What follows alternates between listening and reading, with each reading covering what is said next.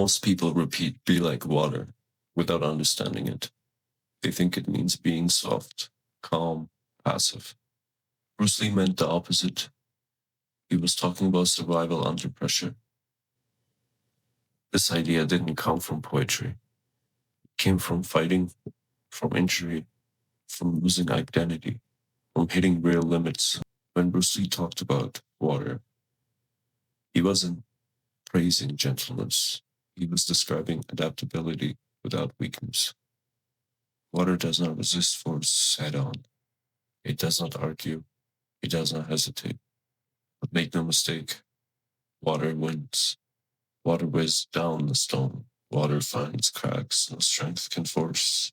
Water survives where rigid things break. What was his point? Bruce Lee grew up fighting, literally. Street fights in Hong Kong, constant challenges, constant testing. Then he came to America and hit a different wall. He was too Chinese for Hollywood, too outspoken for tradition, too unconventional for martial arts schools. Every system rejected him, and instead of hardening into bitterness, he adapted. That's water. Then came the injury, a severe back injury the doctor said would end his martial arts career. No kicking, no training, no fighting. For someone whose identity was built on movement, that was psychological death. Most people collapse there. They cling to what they were. Bruce Lee didn't. He stopped training his body and rebuilt his mind. He studied philosophy, psychology, biology, physics. He didn't resist reality. He shaped himself around it. That's water.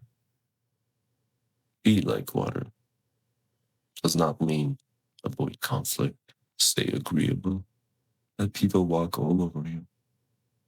Water is calm until it isn't. A river can nourish a village. The same river can destroy it. Water adapts without losing power.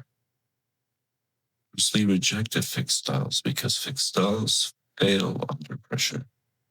A rigid fighter breaks when the plan collapses. A rigid identity collapses when life changes. A rigid mind panics when control disappears. Water doesn't panic. Water flows. This is where people misunderstand him. They think flexibility means weakness. They think boundaries make you rigid. Bruce Lee believed the opposite. He believed structure gives freedom, as long as you can abandon it instantly. Warmth without attachment, skill without ego, identity without dependency. That's water. Look at how water behaves. It takes the shape of the container, but it's not defined by it.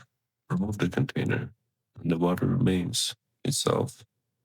That's how Bruce Lee approached life. Actor, fighter, teacher, philosopher. None of those defined him completely. He could drop any label at any moment. Water has no such blockages. Here's the uncomfortable truth. Most people don't want to be like water. They want certainty. They want fixed answers. They want identities that don't need revision.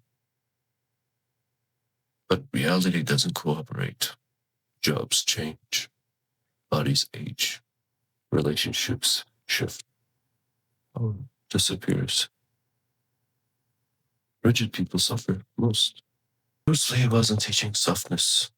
He was teaching resilience without attachment, ability to change direction without losing yourself, the ability to strike when necessary and yield when smarter.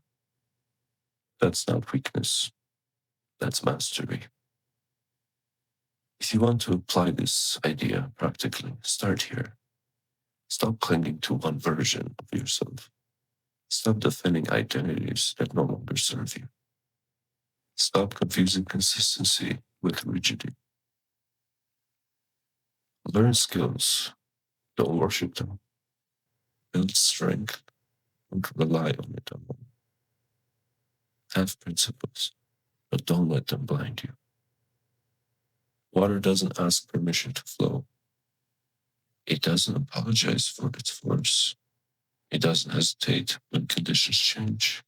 It adjusts instantly.